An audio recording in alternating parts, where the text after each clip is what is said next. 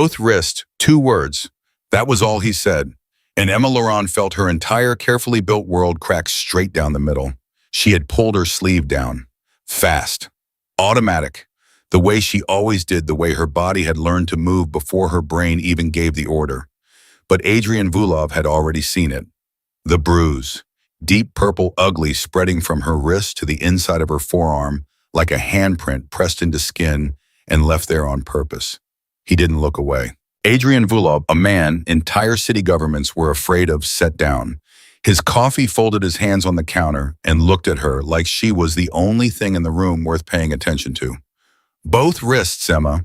If that just swapped your heart a little, you're in the right place. Hit subscribe, turn on the bell, and drop your city in the comments right now. I want to see exactly how far this story reaches. Let's go.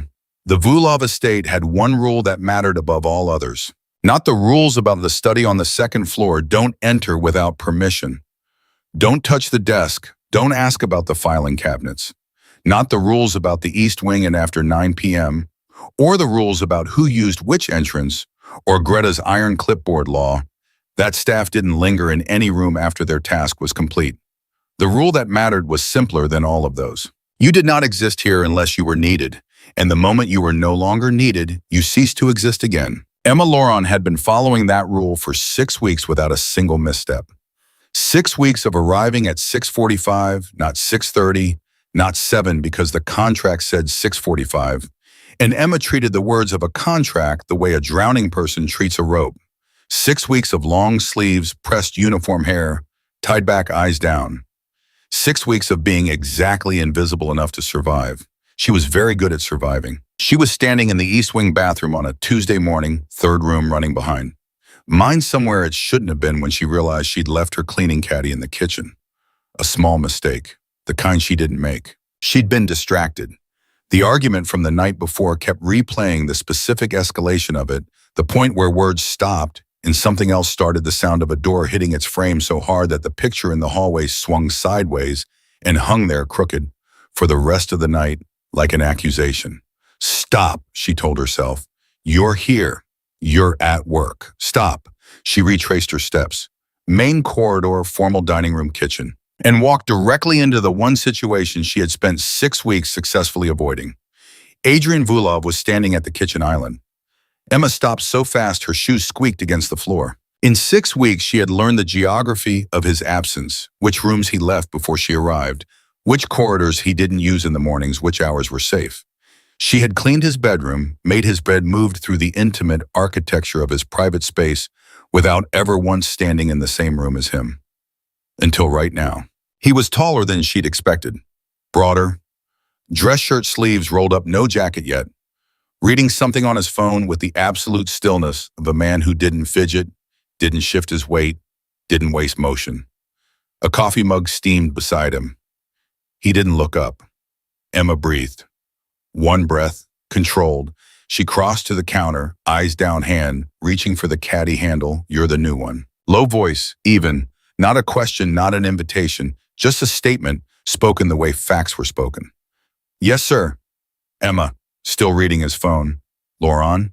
Yes, sir. Greta says you're thorough. Emma did not respond to that. She had the caddy handle. She had one step to the left and a clear path to the door, and she was taking it. Your wrist. She froze. Not a question. Not what happened to your wrist, or did you hurt yourself, or any of the soft, gentle constructions people used when they wanted to seem like they weren't prying while they very much were. Just your wrist. Blunt, direct, like pointing at something and naming it. Emma looked down. Her sleeve had ridden up when she reached across the counter. 2 inches, maybe 3. Enough. She pulled it down. I bumped into a door frame, already formed before she decided to say it. 3 years of practice. The lie arrived before the thought did. It looks worse than it is. I'm clumsy. I always, both wrists. The kitchen went silent. Emma felt her throat close. She heard her own pulse.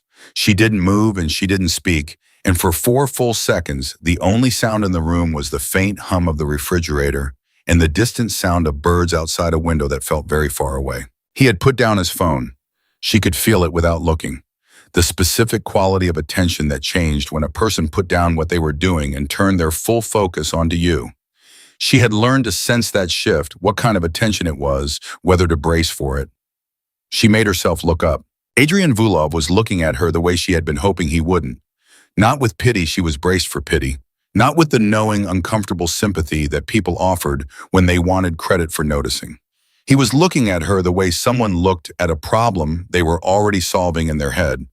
Dark gray eyes, completely still, not letting go. "That'll be all," he said quietly. "Thank you, Emma." She walked out, normal pace, turned the corner, went into the first bathroom she could find, locked the door, stood at the sink with the water running, and both hands gripping the porcelain edge until the shaking in her fingers stopped. He didn't see anything. He's not going to ask again. He has no reason to care. She believed one of those three things completely. She wasn't sure which one.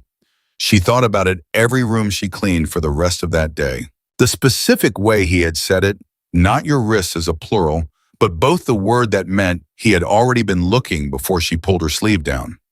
That he had noticed something before he saw the bruise, the way he stood, the particular tilt of her arm, the fact that someone who moved the way Emma moved, who positioned herself the way she had learned to position herself, didn't get that way from being clumsy. By the time she signed out with Greta at 3:15, she had built a solid case for why it didn't matter. Men like Adrian Vulov didn't concern themselves with the domestic troubles of their housekeeping staff. His world operated on an entirely different scale. She knew his name, the way everyone in this city knew his name carefully, at a respectful distance with the specific awareness that proximity to it carried consequences. Police commissioners developed convenient memory lapses. Zoning boards found reasons to approve things they denied 3 times before. People who owed Adrian Vulov something spent a great deal of energy making sure they always had something to offer. He was not a man who had time or inclination to concern himself with her. She drove home, pulled into the driveway, saw Marcus's car, sat in her own car for 45 seconds. She counted because counting helped, and then she went inside. The next morning, Emma was more careful. She took her time with the cuffs. Both of them fully buttoned the left one twice because the button on that cuff had a tendency to slip. She checked the collar of her uniform shirt. She checked the mirror. She looked as far as she could tell, like a woman who had slept a full night and had no particular reason to be standing in her own driveway at 6:20 a.m., checking her reflection in a car window. She looked fine. She went in. Greta was waiting with the clipboard and a revised assignments list. The East Wing study had been added: dust and vacuum, don't touch the desk, leave the filing cabinets alone. Emma noted it, opened, nodded. Mr. Vulov also requested the morning coffee service be set out in the kitchen by 7:15. Greta still wasn't looking at her. "You'll cover it while Maria is off." "Of course." Emma walked to the kitchen. 7:15. She stood there for a moment looking at the coffee machine and thought about the fact that in 6 weeks, Adrian Vulov had not once taken his morning coffee in the kitchen. He had an office. He had a dining room. He had any number of rooms in this house, specifically designed for sitting and drinking things in. He had developed a preference for the kitchen at 7:15, approximately 12 hours after seeing her bruise. Coincidence, Emma told herself firmly, and started the coffee. She had it set out by 7:12. She was turning to leave when she heard his footsteps in the corridor, that particular weight and pace she had already learned to identify without looking. And she made a decision in the half second she had before he came through the door. She would not react. She would not show that she had thought about this, that she had rerun yesterday's conversation 11 times in the last 18 hours. She would pour the coffee if he asked for it, and she would say, "Good morning, Mr. Vulov," and she would leave. He came in. "Good morning." "Good morning, Mr. Vulov." Eyes on the counter. "Coffee's ready." "Thank you." A pause. The sound of the mug being lifted. "How's your wrist?" Emma closed her eyes. 1/2 second. Let it pass. "Fine, sir. Thank you for asking." Both of them. There it was. She turned around. She hadn't planned to. It just happened, the particular combination of a poor night's sleep and 3 years of swallowing things that shouldn't be swallowed, and the maddening, persistent way this man kept saying both. And she turned and she looked directly at Adrian Vulov and said, "I don't know what you think you saw, Mr. Vulov, but I'm fine, I promise you." He looked at her. "You've had a lot of practice saying that," he said, not accusing, just observing. stating a thing he had calculated to be true. It's the truth. It's what you say when someone asks. He tilted his head slightly. Those aren't the same thing. Emma's jaw tightened. With respect, sir. Drink some coffee before you start. He picked up his own mug. You look like you didn't sleep. And he walked out of the kitchen. Emma stood there, alone, staring at the doorway. Then she turned around and poured herself a cup of coffee, something she had never done, not here, not in someone else's space, and she stood there and drank it and felt something she didn't immediately have a name for. Like being seen without being asked to perform. Like someone had noticed the weight she was carrying and hadn't asked her to set it down, hadn't told her it wasn't that heavy, hadn't offered advice, had just quietly and without ceremony acknowledged that it was there. She finished the coffee. She washed the mug. She went to work. It kept happening after that. Quietly. Without announcement. The way a slow tide comes in, you don't notice the water rising until you realize you're standing in it. He started taking coffee in the kitchen every morning. Always there when she came to set it out. Always that same casual, unhurried presence, phone in hand, reading, and always within the first 2 minutes, some version of the same inquiry delivered so simply that it should have felt small, but never did. You're holding your arm differently today. Greta says you asked for the lighter vacuum. Is your shoulder bothering you? You didn't finish your assignments yesterday. That's not like you. Small observations, each one precise, each one landing in exactly the place that showed he had been paying attention, not just on the days he saw her, but in aggregate, building something. She didn't know yet what he was building, but she could feel the architecture of it taking shape. On Thursday, she caught him looking at her neck. She'd been careful that morning.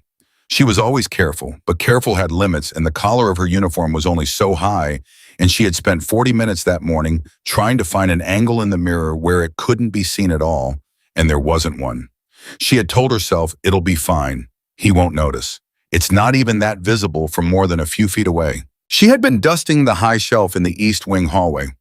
Arm extended, head tilted back, when she heard footsteps and turned and found Adrian Vulov standing 8 feet away. Not in the East Wing, on a Thursday afternoon, when he had meetings. She lowered the duster. Her hand moved toward her collar, pure reflex, and she stopped herself because doing it would be worse than not doing it, and she stood very still and looked at him and waited. He looked at her neck. 3 seconds of absolute silence. How long, he said. The question dropped into the hallway like a stone into deep water. Simple. Without preamble. How long? Not what happened, not who did this, just how long. Because how long assumed everything else already.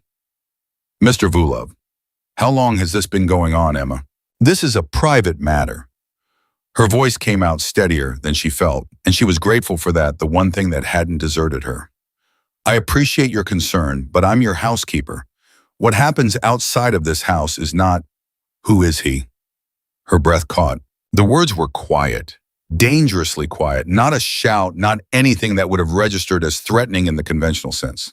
But something in them, in the very specific calm with which he asked, made the hair on the back of her neck rise. That's none of, is it someone in this house? No.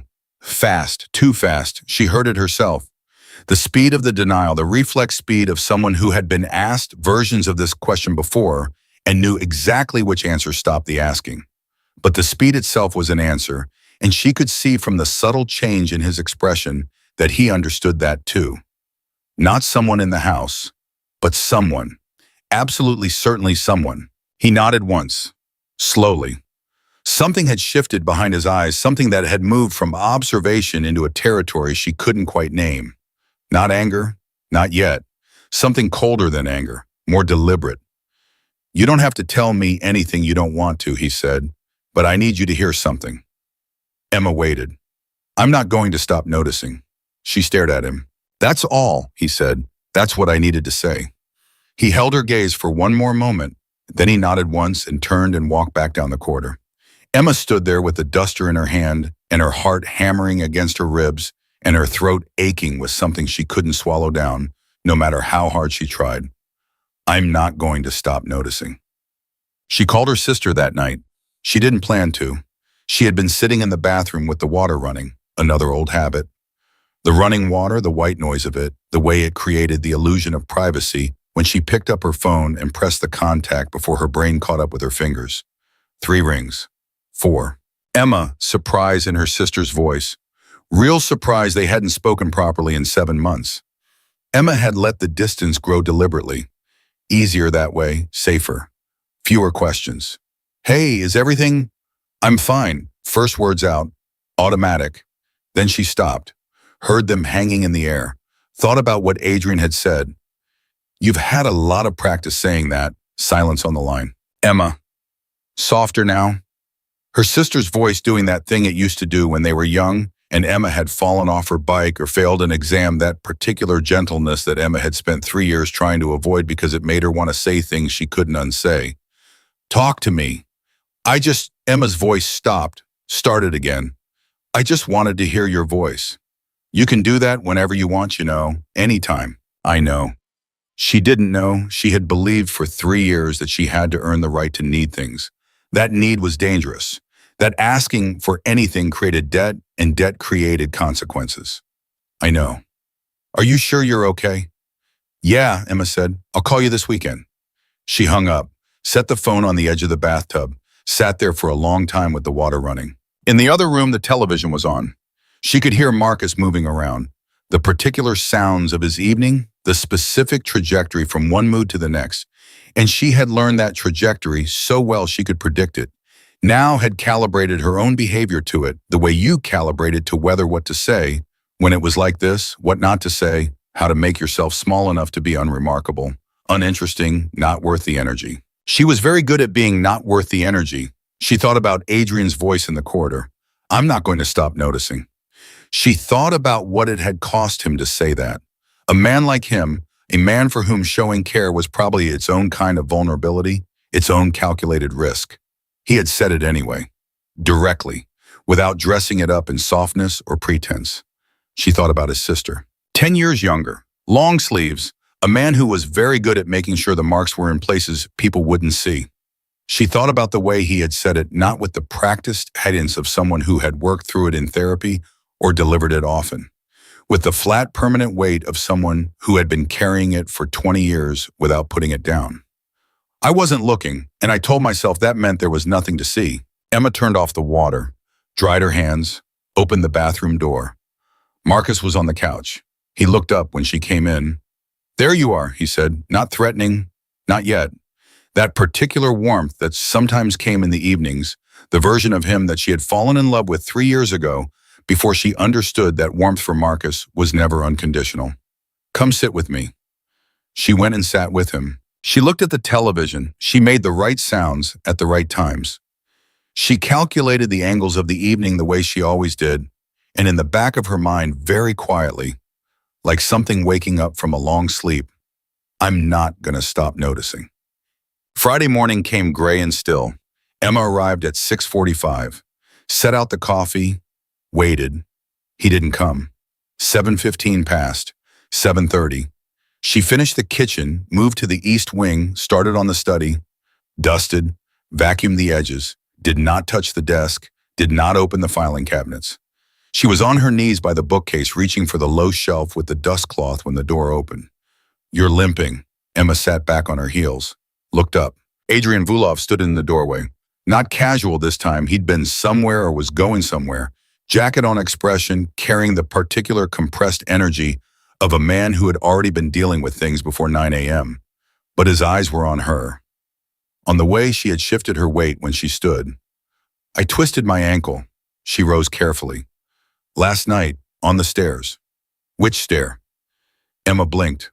What? Which stair? Steady, patient, the kind of patience that was actually its own form of pressure.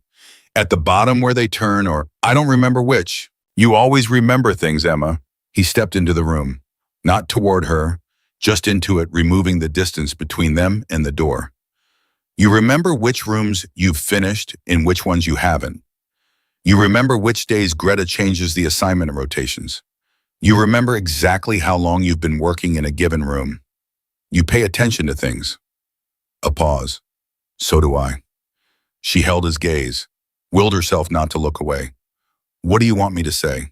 I want you to stop performing for me. The word hit her somewhere in the chest. Performing, not lying, not pretending. Performing the word that understood the effort of it, the exhausting constant effort of constructing a version of yourself that people would accept without asking more questions. I know you don't trust me, he said. You have no reason to. I know what I am. I know what this house is and what my name means in this city. He said it without apology or deflection, just acknowledged it the way you acknowledged weather. But I need you to know something. Whatever is happening to you, it's not invisible. Not to me. And I am not the kind of man who sees something like this and does nothing. Emma felt something happening in her throat. The specific pressure of words that wanted to come out and years of practice that kept them in. She pressed her lips together. His name, Adrian said quietly. That's all I'm asking right now, just his name. The silence that followed was the longest of Emma's life. She looked at Adrian Vulov, at the absolute unmoving steadiness in his face, at the gray eyes that had been watching her for 2 weeks and had not once looked at her the way people looked at problems they wanted to walk away from, at the jaw that had tightened when he saw her collar, at the hands that were still at his sides, not reaching, not demanding, just there. She thought about 3 years, about what 3 years looked like when you laid it out end to end, the specific geography of a life rebuilt so many times around the same wound that you stopped being able to remember what it had looked like before the wound existed. She thought about his sister. She thought about I wasn't looking, and I told myself that meant there was nothing to see. She looked at Adrian and she said very quietly, Marcus. And something in his expression, something she had not seen there before, something that had been waiting very patiently behind all that controlled, careful calm, finally moved. Thank you, he said. He said it like it cost him something, like he understood what it had cost her. Emma turned back to the bookcase. Her hands were shaking just slightly, just enough that she noticed, and she pressed them flat against the shelf for a moment before she picked up the dustcloth again. She heard him leave. She heard the door close. She stayed on her knees by the bookcase and breathed, and the room was quiet, and somewhere outside the window, the morning was continuing. Birds and traffic and the ordinary forward movement of a world that did not yet know that Emma Laurent had just said one word out loud that she had not allowed herself to say to anyone in 3 years. Just a name. But names she was beginning to understand were where things started. Names were where things could end. She didn't know yet what Adrian Vulov was going to do with that name. But as she finished the study and moved to the next room and carried out the rest of her shift with her sleeves buttoned and her face composed, and every outward sign of a woman who had this completely under control, somewhere in this house, a phone was being picked up and a name was being spoken. And things that had been still for 3 years were beginning very quietly to move. The name sat in Adrian's chest like a coal. Marcus. He had walked out of the study down the corridor through the east wing and into his office, and he had closed the door behind him, and he had stood there for a full minute, doing nothing but breathing and letting the coal sit where it was burning at a temperature he recognized. He had felt this before, 20 years ago, standing in a hospital corridor, being told that his sister had fallen down the stairs. Being told it by a man with kind eyes and careful hands who said the word fell the way people said it, when they meant something else entirely. And Adrian had stood there and heard the word and known with every instinct he possessed that it was a lie, and had said nothing, had accepted. It had gone home and told himself that it wasn't his place to push. 3 weeks later, his sister had fallen again. She had not gotten up from that one. Adrian sat down at his desk. He opened the top drawer. He took out the small notebook he kept there, paper, not digital, because paper couldn't be hacked, and he wrote one word on a clean page. Marcus. Then he picked up his phone and called a man named Dario. I need a name run, he said when Dario picked up on the second ring. Emma Laurent, works in my house. I need to know who she lives with, who she's connected to, and I need a full name on a man called Marcus in her life. How fast? Yesterday, Adrian said and hung up. He sat there for a moment looking at the single word on the page. Then he closed the notebook, put it away, and went back to work. Because that was the other thing he had learned in 20 years, that the worst thing you could do was move too fast. Move too fast, and you broke things that couldn't be put back together. Move too fast, and people ran, and people who ran from dangerous situations ran back into them, because the dangerous situation was what they knew, and the unknown was worse. He was not going to make that mistake again. He was going to be very, very careful. And while he was being careful, he was going to learn everything there was to know about a man named Marcus. Emma, of course, knew none of this. Emma had finished the study, moved through the rest of her assignments, signed out with Greta at 3:15, and driven home with the specific concentrated focus of someone who was not going to think about what they had done until they were somewhere they could afford to fall apart. She had said a name out loud, one name, to one person, and now that name was out in the world attached to a voice and she couldn't take it back. And the part of her brain that had been running the same survival calculations for 3 years was screaming that she had made a catastrophic mistake. The part of her brain that was something newer, something that had started waking up in a kitchen 2 weeks ago, was not so sure. Marcus was in a good mood that evening. That was the cruelest kind of evening, the ones where he was warm, easy, the version of himself that had convinced her to stay the first 4 times she'd thought about leaving. He made dinner. He asked about her day. He touched her hair with a gentleness that made her stomach turn, not because the gentleness was false, but because she could never be sure when it would stop being true. "You're quiet," he said. "Tired," Emma said. "Long day." "You work too hard." He said it like it was a compliment, like her exhaustion was something he admired. "Come to bed early. You look pale." "I will," she said. And she smiled because smiling was part of the calculation, and the calculation still had to run even on the good evenings, maybe especially on the good evenings. And she went to bed early and lay there in the dark and listened to Marcus moving around the apartment and thought about a gray-eyed man who had written one word in a notebook she'd never see. She didn't know about the notebook. She didn't know about Dario. She didn't know that by 10 o'clock that night, Adrian Vulov was sitting in his office with a full name, an address, an employment history, and 3 photographs of Marcus Laurent. And that his expression as he looked at those photographs was the particular expression of a man who had just confirmed something he already knew and wished he hadn't. Marcus Laurent, 38 years old, financial analyst, no criminal record. Of course, no criminal record. These men never had records. They were meticulous about that. A previous relationship 4 years ago that had ended when the woman in question had moved to another city with no forwarding address and had not contacted anyone from her previous life since. For that another woman, another quiet disappearance. Adrian set the photographs down. He pressed his fingers to the bridge of his nose. "There's more," Dario said on the other end of the phone. "The second woman, the one before the move, she filed a report, 18 months in, withdrew it 6 days later." She withdrew it. They always withdraw it. Adrian was quiet. The coal in his chest had not cooled. It had expanded. "I want someone on her," he said. "Not visible, not close enough that she notices.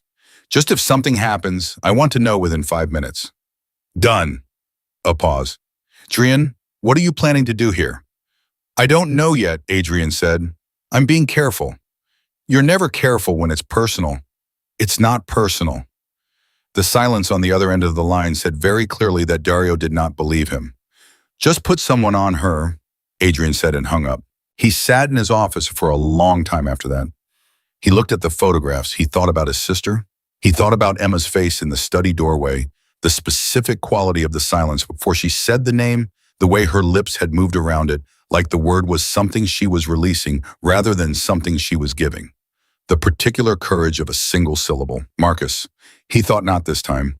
He thought, "I am not going to tell myself it isn't my place." He thought, "I am going to be very careful and I am going to be very patient and I am going to do this right." He did not think, because he was not yet allowing himself to think it, about the fact that in 2 weeks, Emma Laurent had become the first person in years to make him feel something he couldn't immediately catalog and file away. He was not thinking about that. That was irrelevant. That was not part of the calculation. He was going to be careful. He went to bed. He didn't sleep much.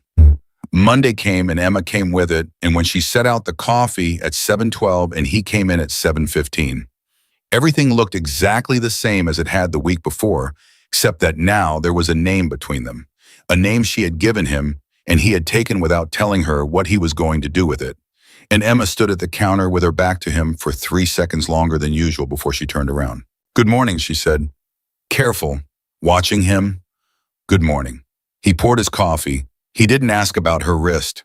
He didn't ask about her ankle, which she was still favoring, slightly less than Friday, but still there.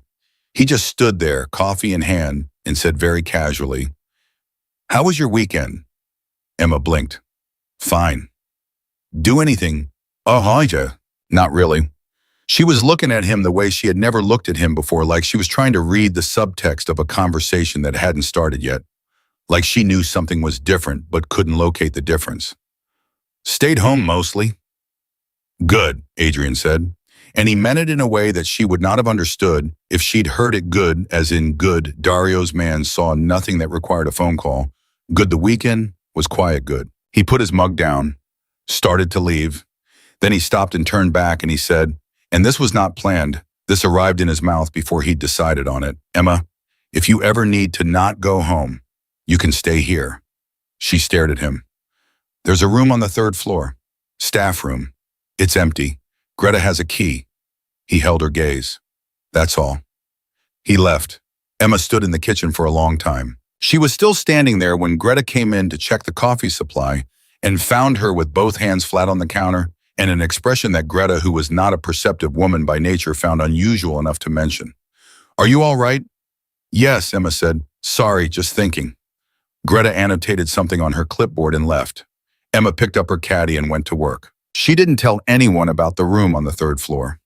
Not her sister, not the one friend she still had from before, not the small, careful voice in her own head that was always running the calculations.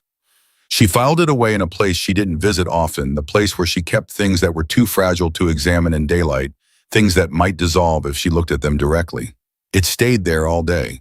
It stayed there on the drive home. It was still there, quiet and solid, when Marcus came home from work at 6:30 and walked through the door, and Emma looked at his face, the specific, tight-jawed tension of a day that had not gone the way he wanted, and began her recalibrations. Don't ask about work. Don't mention the grocery bill. Say dinner's almost ready even though it isn't, then make sure it is. She was halfway through the recalibration when Marcus said, Who called you on Friday? Emma's hands stilled on the counter. What, your phone? He set his bag down. His voice had that particular evenness that was not actually even that, was the sound of something being held very flat by effort. Friday evening, you were in the bathroom. Your phone was on the counter and I saw your sister's name. I called her. Emma kept her voice level. Just to catch up. We haven't talked in a while. You called her from the bathroom. I had the phone in my pocket. She turned around, faced him, kept her expression neutral, open, the face she had learned to wear for exactly these moments. I went to the bathroom and I called her while I was washing my hands. It was a 2-minute conversation. Marcus looked at her. He was very good at looking at her, at finding the seams, the micro-expressions, the things she hadn't managed to smooth over completely. She had spent 3 years trying to become unreadable to him, and she was still not entirely sure she'd succeeded. What did you talk about? Nothing, I just wanted to hear her voice. She paused, calculated, added, I miss her, is that okay? Something in his jaw released slightly. She'd found the right note, not too defensive, not too casual, just the right amount of wistful. He picked up his bag again. Don't do that, he said. Call people without telling me. It's weird. Okay, Emma said. I'm sorry. And that was it. He went to change his clothes. Emma turned back to the counter and finished making dinner and didn't allow herself to shake until she was in the bathroom later that night with the water running. She was so tired. She was so tired of being careful. She thought about a room on the 3rd floor. She thought, not yet. Not yet. If I do anything too fast, it gets worse before it gets better, and I can't afford worse right now. She thought about Adrian's face when he'd said it. Not pity, not the awkward generosity of someone who wanted credit for offering. Just a fact being stated. There's a room, Greta has a key. The way he stated everything directly, without decoration, without asking for anything back. She pressed her forehead against the cool tile. Not yet, she told herself. But for the first time in 3 years, the not yet had a different weight to it. Because not yet implied eventually, and eventually implied a future that was different from the present.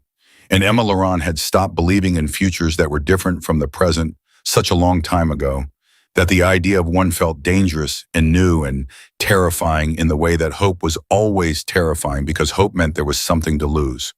She went back out, she went to bed, she didn't sleep.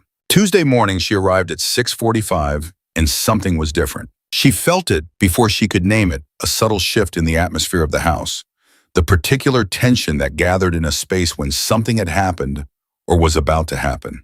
She noticed it in the way two of Adrian's men passed through the corridor without making eye contact with her, in the way Greta's clipboard annotating was faster than usual, more distracted, in the way the house felt less empty than it should have at that hour. She set out the coffee. She waited. Adrian didn't come. 7:15 came and went. 7:30, she started her rooms. She was in the second bedroom, stripping the bed, when she heard voices, loud voices, which was almost never a sound in this house, because this was a house where loud was a form of weakness, coming from behind the closed office door at the end of the corridor. She couldn't hear words, just tones. Adrian's voice low and controlled even in its force. Another voice, male, younger, cracking under the pressure of whatever was being said. She stripped the bed, changed the sheets, did not stand near the door. The voices stopped. A door opened, closed. Footsteps retreated downstairs. Silence. Emma was on the third bedroom when she heard footsteps in the corridor. Adrian's footsteps, the weight and pace of them, and they slowed as they passed the door she was working behind, and she held very still, and for a moment she thought he was going to knock. He didn't. The footsteps continued. She heard him go downstairs. She let out a breath she hadn't realized she was holding. Greta found her in the hallway 10 minutes later. "Mr. Vulov would like coffee in the downstairs sitting room," she said. "Can you bring it through?" Emma set up the tray. She carried it to the sitting room. She knocked. He said, "Come in." She went in. He was at the window. He turned when she came in, and she saw immediately that whatever had happened that morning had cost him something, not physically, not visibly, but in the particular way he was holding himself, the slight tension across his shoulders, the jaw that was set 1 degree tighter than usual. She set the tray name without speaking, straightened up, turned to leave. "His last name is Laurent," Adrian said. Emma went completely still. "Marcus Laurent, 38, works at Halcyon Financial downtown. Drives a gray Audi, parks in the second-level garage on Mercer Street." A pause. He's done this before. The room was absolutely silent. Emma turned around slowly. Adrian was looking at her. His expression was the same as it always was, controlled even, but his eyes were doing the thing again. That thing that refused to look away. "The woman before you," he said, "moved to Portland, changed her number, still jumps when someone comes up behind her." He paused. "The one before that filed a report and withdrew it 6 days later." Emma's mouth was dry. How did you, does it matter?" She stared at him. Yes, it matters. It matters how. I have people who find things out. Simple. Direct. That's what I do, Emma. That's the world I live in. I'm not apologizing for it." He held her gaze. "What I'm telling you is that this man has a pattern, and you are not the first person he has done this to, and you will not be the last, unless someone stops him." The word "unless" hung in the air between them. Emma felt something cold move through her. Not fear, she knew. Fear, she lived with fear. She could identify its specific texture. This was something different. This was the particular cold of a truth being laid out flat and undeniable in front of you, the kind that you couldn't argue with, or deflect, or explain away. "What are you going to do?" she asked, and her voice was steady, which surprised her. Adrian looked at her for a long moment. "That depends on you," he said. "On me. On what you want." He picked up his coffee, set it back down without drinking it. "I am not going to do anything you haven't asked me to do. I need you to understand that. I am not going to make decisions about your life without your voice in them." He paused. "But I am also not going to pretend I don't know what I know, and I am not going to stand by and watch this continue." Emma looked at him, at the steadiness in his face, at the absence of agenda. "No, you should be grateful. No, you owe me something for this no performance of heroism. Just a man who knew something terrible and was asking her what she wanted to do about it." She had not been asked what she wanted in a very long time. The question undid something in her that all his careful observations had not quite managed to reach. It went straight to the part of her she had locked away 3 years ago, the part that had opinions and preferences, and things it wanted and things it refused, the part she had compressed into silence, because silence was safer than wanting. She pressed her lips together, looked down, looked back up. "I don't know yet," she said, "what I want." "That's okay," Adrian said. "Take your time. People keep getting hurt while I take my time." Something moved behind his eyes. Yes, he said. They do. The honesty of it hit her harder than reassurance would have. He didn't soften it. He didn't say that's not your fault, which it wasn't, which she knew intellectually and could not make herself believe emotionally. He just confirmed the thing she'd said and held her gaze through it. I need to think, Emma said. Okay. She picked up the empty tray, walked to the door, put her hand on the frame and stood there for a moment with her back to him. Adrian. She had never used his first name before. She felt him go still behind her. Thank you, she said, for looking. She walked out. She heard nothing behind her. No movement, no response. But as she carried the tray back to the kitchen and set it down and stood there with both hands on the counter and her eyes closed and 3 years of weight pressing on her chest from the inside, she thought she heard very faintly from the sitting room down the hall the sound of a man exhaling, long and slow, the sound of someone who had been holding their breath for longer than they should have, like he'd been waiting to hear exactly those words. Like they'd cost him too, in some way she was only beginning to understand. She opened her eyes, she went back to work, and for the first time in 3 years, Emma Laurent walked through the rooms of a house and felt underneath all the fear and exhaustion and careful calculation, something that was fragile and inconvenient and completely impossible to reason away. She felt like someone was standing between her and the dark. She wasn't used to that. She wasn't sure yet whether to trust it, but she couldn't make it go away either. And maybe, just maybe, she didn't want to. She had almost made it through the week without incident. Almost. It was Thursday evening when Marcus found the extra key. Emma had been careful about it. She'd taken the key from Greta on Tuesday, told herself it was just to know it existed, tucked it into the inner pocket of her work bag, where Marcus never looked because he considered her work bag beneath his attention. 3 days she had carried it without it being a problem. 3 days. She heard him in the bedroom, the specific sound of her bag being unzipped, a sound that sent a cold shock straight up her spine because she was in the kitchen and she had left her bag on the chair. And she had not thought about it. She had gotten sloppy. She had made the kind of mistake that cost things. She set down the glass she was holding. She walked to the bedroom doorway. Marcus was standing there with the key in his hand. He looked up at her. His expression was very quiet, that specific, terrible quiet. What is this? Emma's brain ran the calculations in the 2 seconds she had. It's for the supply closet at work. Greta gave all of us one so we can restock without... It's a house key, Emma. It's a closet key. They use old-style keys for the... Stop talking. She stopped talking. Marcus turned the key over in his fingers. Once, twice. Looking at it the way he looked at everything he didn't trust with that methodical disassembling, focus looking for the lie inside the object itself.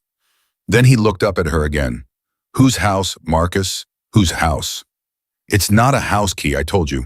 He crossed the room in 4 steps, and Emma moved back pure reflex. The body's knowledge operating faster than thought, and her shoulder hit the doorframe, and he stopped. He didn't touch her. He stood 2 feet away and looked at her with that expression, that quiet expression, and said very softly, you flinched. I didn't. You moved away from me. Something shifted in his face, not softening, the opposite of softening. You're scared of me. I'm not scared, you just surprised. Don't. He stepped back, set the key on the dresser, looked at it for a moment, then looked at her. We're going to talk about this later. And he walked past her, out of the bedroom, out of the apartment, and the front door closed behind him. Emma stood in the doorway for 30 seconds. Then she went to the dresser and picked up the key and held it in her palm and felt its weight, which was not heavy at all. Just a small metal thing, but felt at that moment like the heaviest object she had ever held. Later, he had said, she knew what later meant. She picked up her phone. She put it down, picked it up again. She stood there for a full minute, the key in one hand and the phone in the other, and then she dialed. It rang twice. Emma. Adrian's voice, even, present. I'm sorry to call you, she said, and her voice was steady, which surprised her, which she would think about later. I got your number from Greta, wrote it in the staff directory in case of, I'm sorry I shouldn't have. Emma. Steady. What happened? Not a question. A signal I'm here. Tell me. She told him. All of it, the key, the way Marcus had looked at it, the 4 steps across the room, the doorframe. She told him in 2 minutes flat, stripped of everything except the facts, the way you told things when you were running on adrenaline and didn't have the luxury of softening them. When she finished, there was a silence that lasted exactly 3 seconds. "Pack a bag," Adrian said. Emma blinked. "What?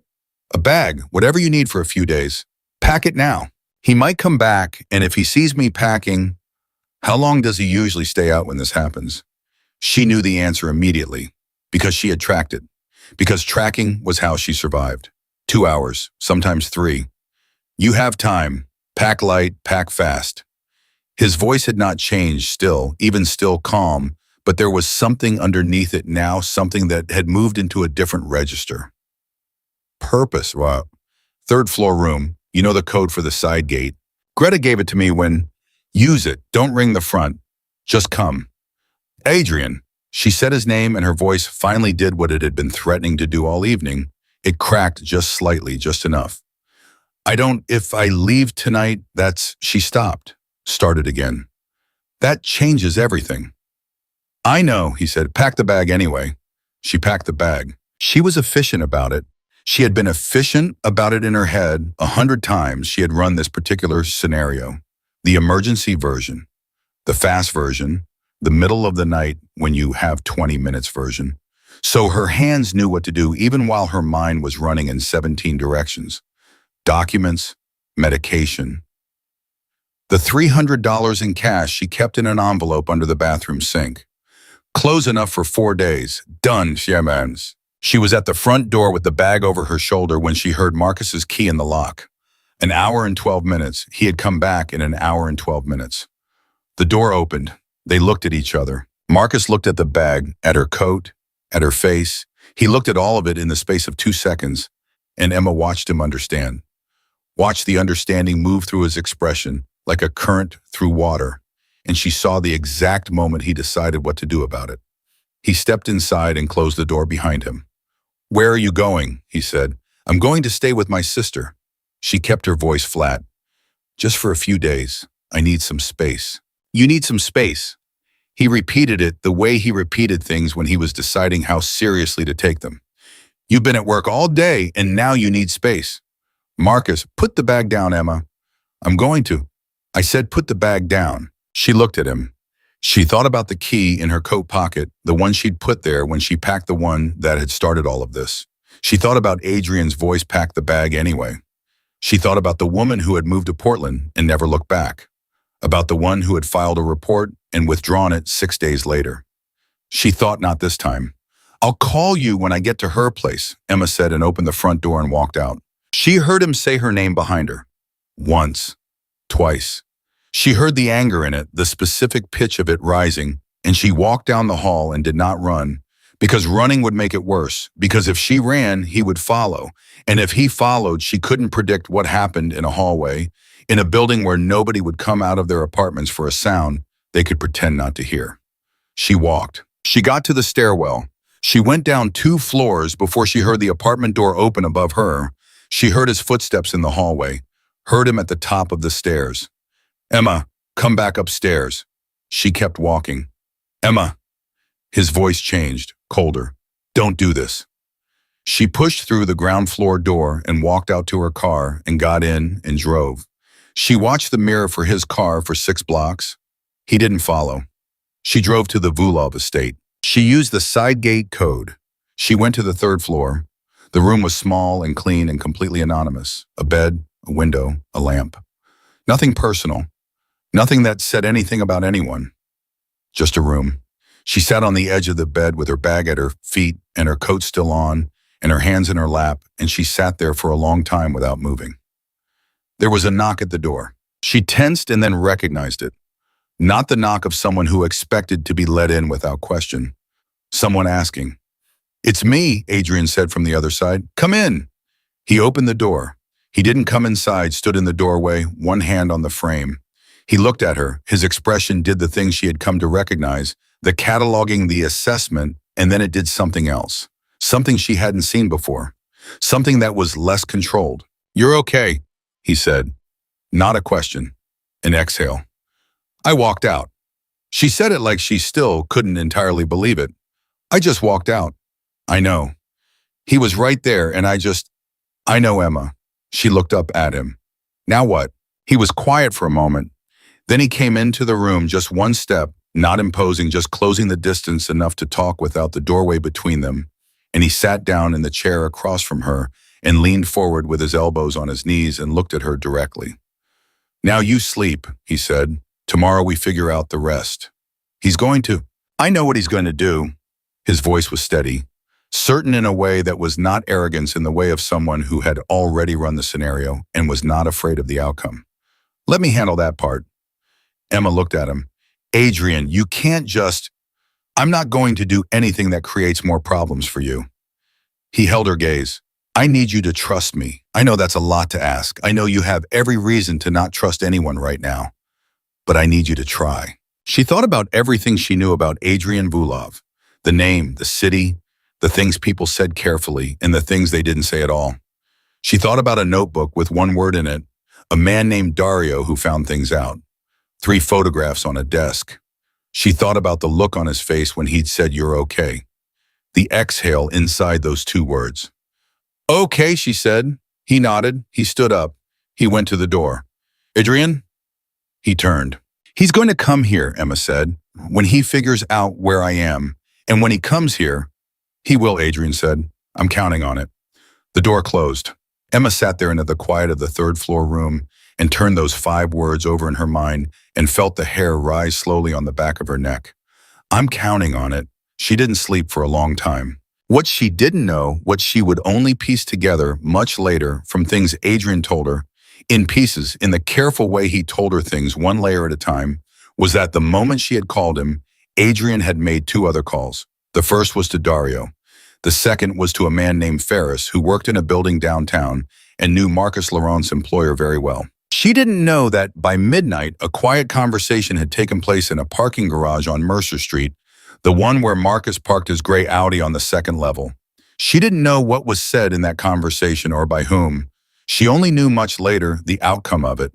But that was later. That night, Emma Laurent lay in a narrow bed on the 3rd floor of the Vulov estate and listened to the house settle around her, the sounds of it, the size of it, the particular quality of a building where the walls were thick and the locks were real, and she felt something she had forgotten was available to her.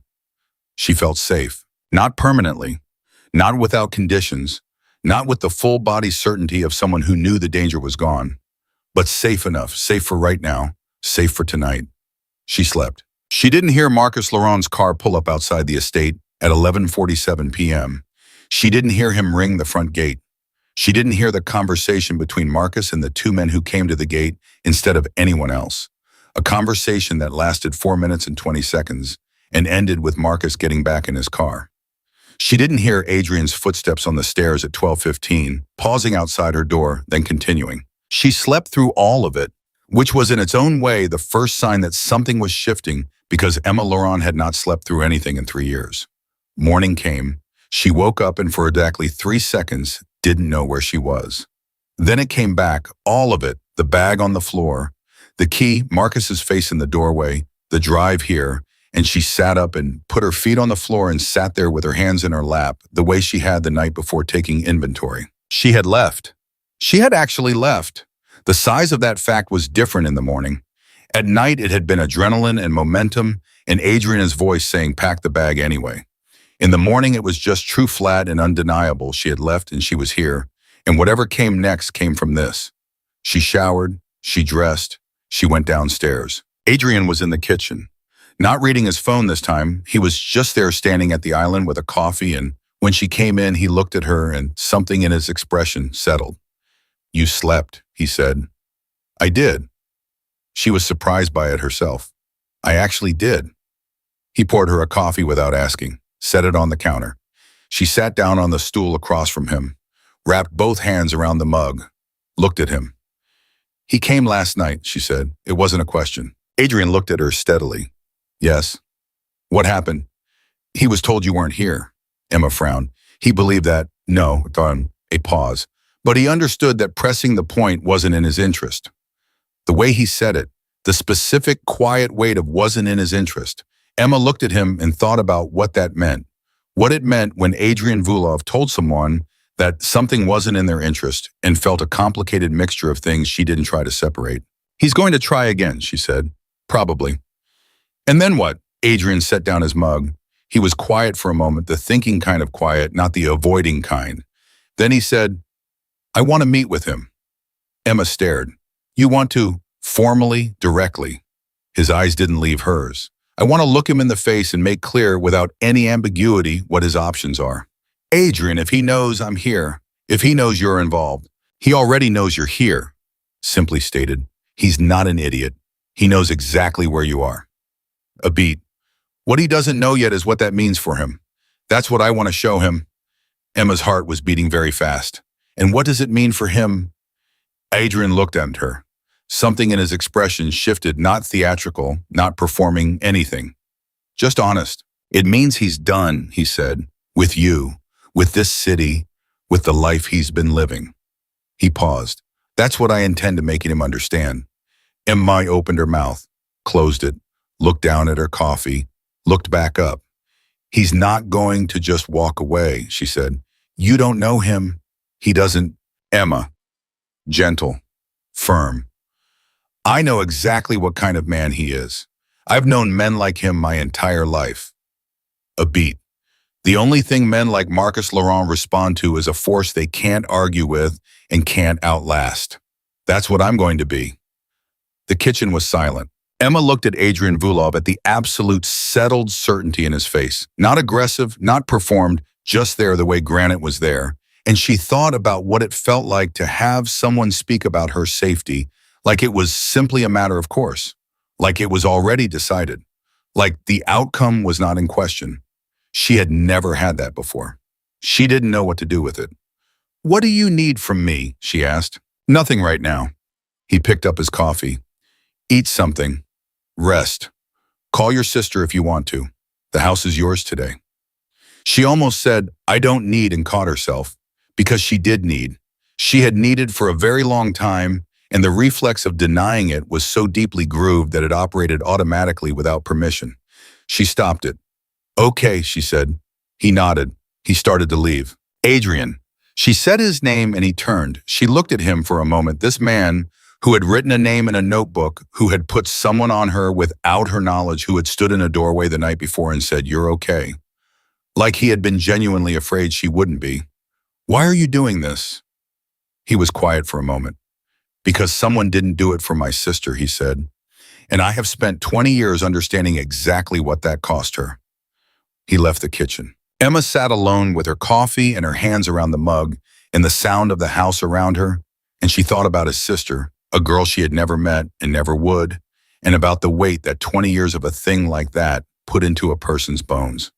She thought about what it meant that all of this, the notebook Dario, the man outside her apartment, the room on the third floor had come from that, from a grief so old it had calcified into purpose. She thought about her own 3 years, what they had cost her, who she had been before them, and who she was now, and whether the distance between those two people was crossable. Her phone buzzed. Marcus. She looked at the screen for a long time. Then she set the phone face down on the counter and picked up her coffee and drank it, and she did not call him back, and the world did not end. That was the moment Emma Laurent understood that she had already made her decision. Not when she packed the bag, not when she walked out the door, not even when she said the name in the study. Now, this moment, phone face down, coffee in hand, the world still standing. She had already decided. The only thing left was to find out what deciding was going to cost. And somewhere in a building on the other side of the city, Adrian Vulov was picking up his phone and dialing a number, and a man named Marcus Laurent was about to find out exactly how the world looked when someone like Adrian Vulov decided you had done enough damage. Emma didn't know that yet. She finished her coffee. She called her sister. And for the first time in 3 years, when her sister answered and said, Emma, is everything okay? Emma Laurent took a breath and told the truth. Her sister cried. Emma hadn't expected that. She had expected questions, the careful probing kind that people asked when they suspected but had never been told, and she had prepared herself for those. What she had not prepared herself for was the sound of her sister simply crying, not saying anything for a full 30 seconds, just crying. Sophie, Emma said, hey, I'm okay. Don't, her sister's voice thick and raw. Don't tell me you're okay right now. Just give me a second. Emma gave her a second. How long? Sophie said finally. 3 years. Another silence. Longer. Emma. Just her name. Just that. The weight of 3 years of not knowing compressed into 2 syllables, and Emma felt the guilt of it hit her somewhere in the sternum. Not for what Marcus had done. She was past blaming herself for that. She was almost past it. But for the silence. For the careful management of distance she had constructed to protect her sister from knowing. For all the phone calls she hadn't made, and all the visits she had rescheduled, and all the versions of "I'm fine" that she had delivered with such practiced ease that she had almost believed them herself. Why didn't you tell me? Because I knew you'd come, and if you came, it would escalate things, and... She stopped, heard how it sounded. I was protecting you. Emma, I'm your sister. You don't protect me from things like this. That's not... Sophie's voice broke and rebuilt itself. Where are you right now? Are you safe? Yes. And it was true. It was actually genuinely true, and the simplicity of it was still strange in her mouth. I'm safe. I'm somewhere safe. With who? Emma looked around the kitchen, at the mug in her hands, at the house around her, the size of it, the thickness of its walls. Someone who's helping me. Who? I'll explain later. I promise, she paused. I just needed to tell you. I needed someone to know. Sophie was quiet for a moment. Then, come to me when you can. Okay, just come to me. I will, Emma said. And this time she meant it. She hung up and sat there and let the conversation settle into her. 3 years, her sister's voice saying how long with that particular devastation. The specific relief of being known finally by someone who loved her. The relief and the shame of it braided together so tightly she couldn't separate them. She was still sitting there when Adrian came back into the kitchen 20 minutes later. He looked at her face. He didn't ask. Marcus is coming here at 2 o'clock, he said. Emma's head came up. Today Bia agreed to meet. He agreed. She stared at him. You called him? Dario called him. He sat down across from her. Same position as this morning, elbows on the counter, direct. He was told that the situation regarding Emma Laurent required a conversation. He was told where and when. Emma's stomach had gone cold, and he just agreed. Men like Marcus Laurent agree to things when they think they're walking into a negotiation they can win. Adrian's voice was entirely level. He thinks he's coming here to charm me, to explain things, to make me understand that you are unstable, that you have a history of this, that he's actually the one who's been patient. A beat. He's going to have a very different experience. Emma looked at him. Adrian, I need to know what you're going to do. I'm going to talk to him. That's not an answer. It's the only answer I have right now. He held her gaze. I need you to trust the process. The process, she repeated. You mean the process where a man with your particular set of resources has a conversation with my abuser in your own house? Something flickered behind his eyes. Not quite amusement, not quite not. That's an accurate description, yes. And you won't tell me specifically what... I won't do anything that puts you in legal jeopardy. I won't do anything that gives him ammunition to come back at you with. He was direct, unhesitating. What I will do is make him understand in terms he cannot misinterpret that his life as he currently lives, it is contingent on his next decisions. Emma was quiet for a moment. She thought about the woman in Portland, about the report that was filed and withdrawn, about herself standing in a driveway counting to 45 before she could make herself go inside. I don't want him hurt, she said. Adrian looked at her steadily. I know. I mean it. I don't want... Emma. Quiet. I know what you want. I've been paying attention. She looked at him, this man who had paid attention when nobody else had, who had looked at her wrists and then at both wrists, who had written a name in a notebook and made calls in the middle of the night and told her a room was available without attaching any obligation to the offer, and she thought I believe him, which was its own kind of terrifying because she had not believed anyone in a very long time, and the last time she had, it had taken 3 years to undo. I want to be there, she said. He went still. When you talk to him, I want to be in the room. Emma, he spent 3 years making me invisible. Her voice was steady. Something had solidified in her while she was on the phone with her sister. Something that had been liquid and uncertain for weeks. I want him to see me standing there. I want to be the last thing he looks at when he walks out of this house. Adrian looked at her for a long time, long enough that she thought he was going to say no. You stand behind me, he said. You don't speak first. And if I tell you to leave the room, you leave. Okay. I mean it, Emma. So do I. He nodded once. 2 o'clock. The next 3 hours were the longest of Emma Laurent's life. She went to the third floor. She sat on the bed. She stood up. She walked the small length of the room 3 times, turned it around, walked it again. She tried to read something on her phone and retained nothing. She called her sister back and talked about nothing for 20 minutes. Sophie's job, Sophie's neighbor's cat, a movie Sophie had seen last week, and the normalcy of it was so foreign and so necessary that Emma almost cried twice and swallowed it back both times. At 1:45, she went downstairs. Adrian was in the sitting room. He had changed, still no jacket, but there was something different about the way he was wearing the same clothes, something that had to do with posture and stillness and the specific quality of readiness that some people carried in their bodies.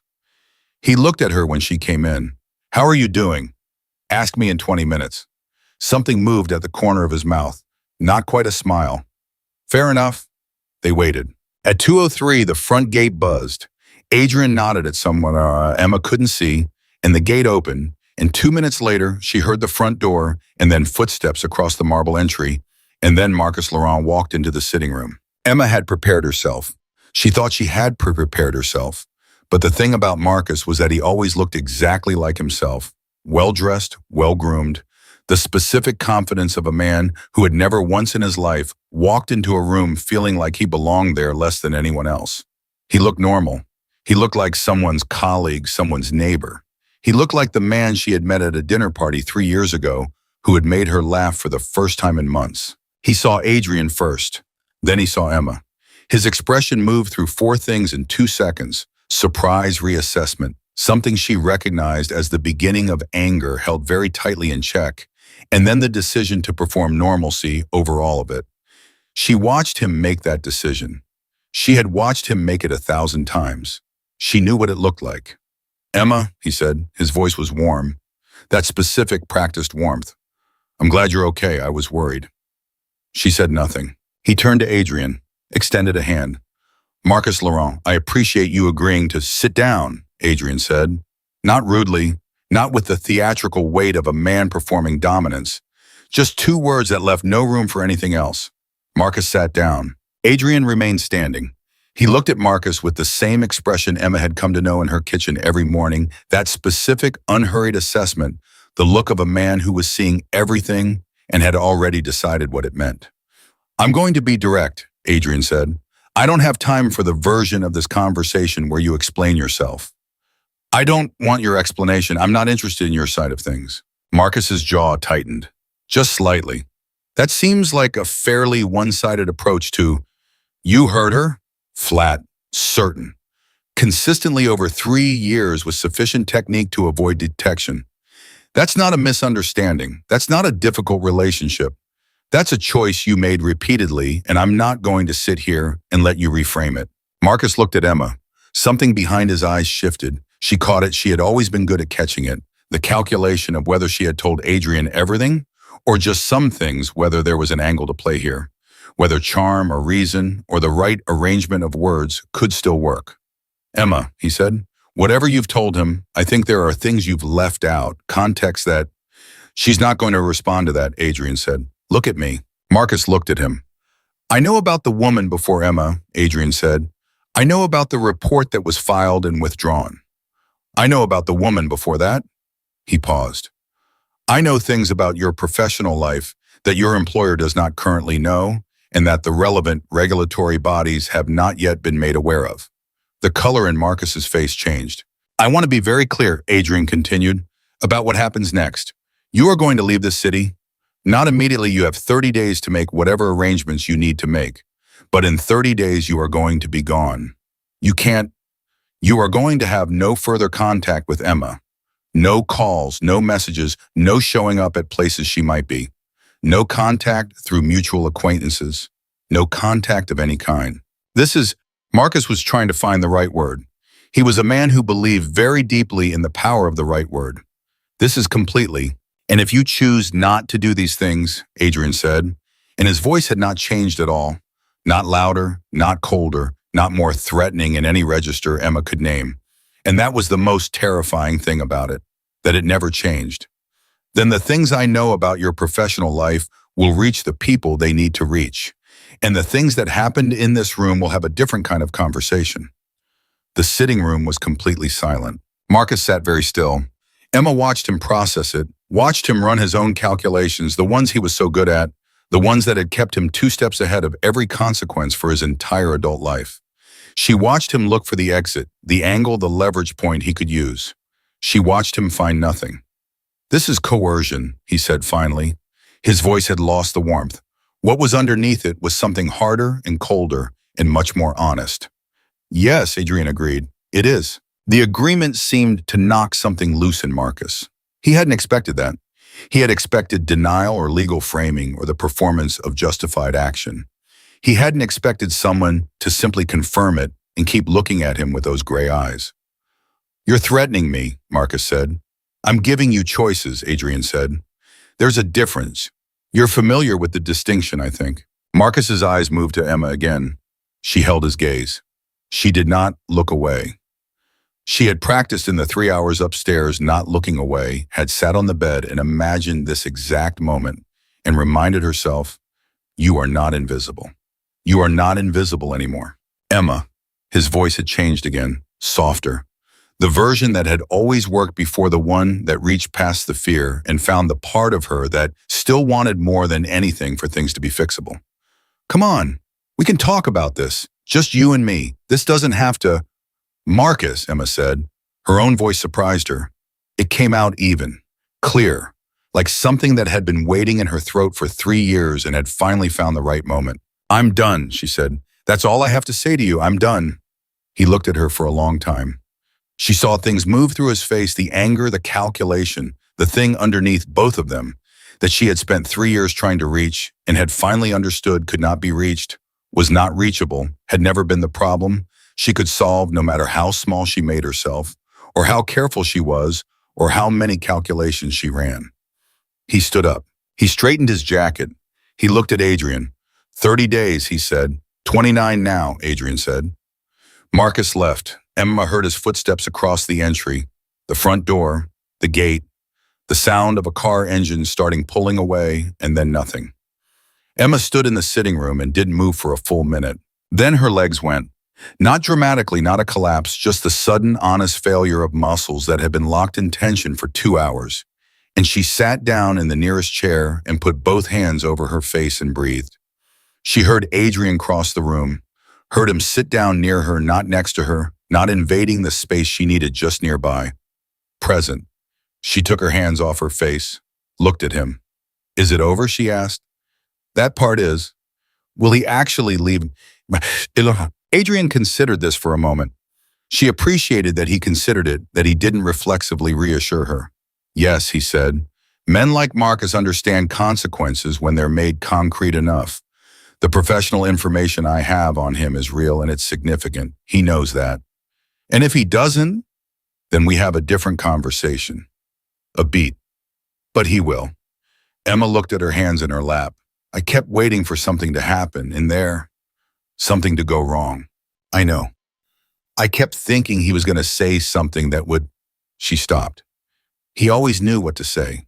He always found the thing that made me doubt myself. Did he this time?" She thought about it honestly, about the moment he had said her name in that soft voice, about whether it had reached her. "No," she said, and she was surprised by her own certainty. "No, it didn't work." "Good, Yaim," Adrian said simply. She looked at him, at the steadiness in his face, the same steadiness that had been there in a kitchen 6 weeks ago, that had been there every morning over a coffee mug, that had been there in a corridor when he said, "I'm not gonna to stop noticing." It hadn't moved. It hadn't been contingent on anything. It had just been there, consistent and absolute, like a wall built against something specific. "Your sister," Emma said suddenly. Does it help doing this? Does it make it?" She couldn't finish the question exactly, but he understood it. He was quiet for a moment. "It doesn't bring her back," he said. "Nothing does that." He looked down at his hands briefly, then back up. But it's the only thing I've found that makes the carrying of it feel like it has a point. Emma nodded. She understood that. The idea that grief could become purpose, not because it erased the loss, but because purpose was the only container large enough to hold grief without being destroyed by it. What do I do now? She asked. The question was genuine, not rhetorical. She was asking him the way you ask someone who had been somewhere before you. Now you rebuild, he said. That part only you can do, but you don't have to do it in a panic. You have time. I can't stay here forever. No, honest, but you can stay here long enough to figure out the next step without him pressuring you into it. Emma thought about the apartment. Her name was on that lease. Her clothes were still there, most of them.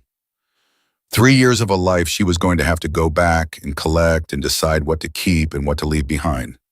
The practical weight of ending something, the paperwork, the phone calls, the conversations with people who would ask questions, she would have to answer now that she had decided not to lie anymore. I need a lawyer, she said. I have one. Adrian, he owes me a favor. He's very good. He said it without the performance of generosity, the way he offered everything as a fact, not as a gift that required acknowledgement. You can decide whether you want to use him. She almost said, I can't accept that. She heard the sentence forming in her mouth, the reflex of it, 3 years of not accepting things, of not wanting to owe anyone anything, because owing people things was how they got leverage over you. She heard it forming, and she stopped it deliberately. Thank you, she said instead. He nodded. I want to go back to the apartment, she said. Tomorrow, while he's at work. I want to get my things. I'll send someone with you. You don't have to. I know I don't have to. The patience in his voice. Let me anyway. She looked at him for a long moment. Then okay. The house was quiet around them. The afternoon was going somewhere outside the windows. The world continuing its ordinary movement, indifferent to the fact that something inside this room had just shifted on its axis. Emma sat in the chair and felt the specific exhaustion that came after sustained terror. The crash of it, the body's invoice for several hours of held breath. Sophie wants me to come to her, Emma said. My sister. She wants me there. That's good. I know. She looked at the floor. I think I'm going to go. Not immediately, but soon. Okay, Adrian said. The word was simple. No weight on it she could detect, no disappointment, no argument, no implication that she owed him a different answer. Just okay, the way he said everything, level and undemanding, and Emma felt the absence of expectation like a physical thing. She looked at him. Why don't you ever want anything back? She asked. He looked at her steadily. For a moment she thought he was going to deflect, to give her the answer about his sister again, the clean and contained version that explained everything without revealing anything. I do, he said. The word landed in the room and stayed there. Emma waited. But what I want, he said carefully, is not something you're in a position to give right now. And I know that, so I'm not asking. The sitting room was very quiet. Emma looked at Adrian Vulov, at the gray eyes and the controlled jaw, and the hands that were still, always still, never reaching. And she felt something move through her that was entirely separate from fear or gratitude or the complicated debt of someone who had been helped when they needed it. She felt it and she did not name it. Not yet. It was too new, too fragile. She had learned what happened to fragile things that were handled before they were ready. Tell me, she said, when I am. Something changed in his face, something she had not seen there before, not manufactured, not controlled, just there arriving without announcement. I will, he said. Outside the house somewhere in this city, Marcus Laurent was sitting in his gray Audi, working through his options and finding fewer of them than he'd expected. In Portland, a woman who had changed her number was having dinner without knowing that something had shifted tonight in her favor. In an apartment across town, a life was waiting to be dismantled and sorted and left behind. But in this room, Emma Laurent sat across from a man who had looked at her wrists and refused to look away. And something between them was neither over nor beginning, just real quietly and undeniably real, the way things were real when they hadn't been constructed or performed but had simply grown slowly in the spaces between one honest moment and the next. She was not healed. She knew that. Healing was not a single conversation or a confrontation in a sitting room or a bag packed in 20 minutes while counting down seconds. Healing was the long, unglamorous work that came after the therapy. She had never let herself need the phone calls with Sophie. That would be hard before they were easy the morning she woke up and didn't run the calculations because she had finally fully understood that she didn't need to anymore. That morning was not today, but today was the day before it. And the day before that morning was not nothing. It was, in fact, everything. Emma stood up. She straightened her sleeves habit. Pure habit, and then she looked down at her wrist for a moment, at the fading yellow edge of the bruise she had tried to hide in the kitchen 6 weeks ago, and she thought about a man seeing it and not looking away. She let her sleeve stay where it was. "I'm going to call my sister back," she said. "Good," Adrian said.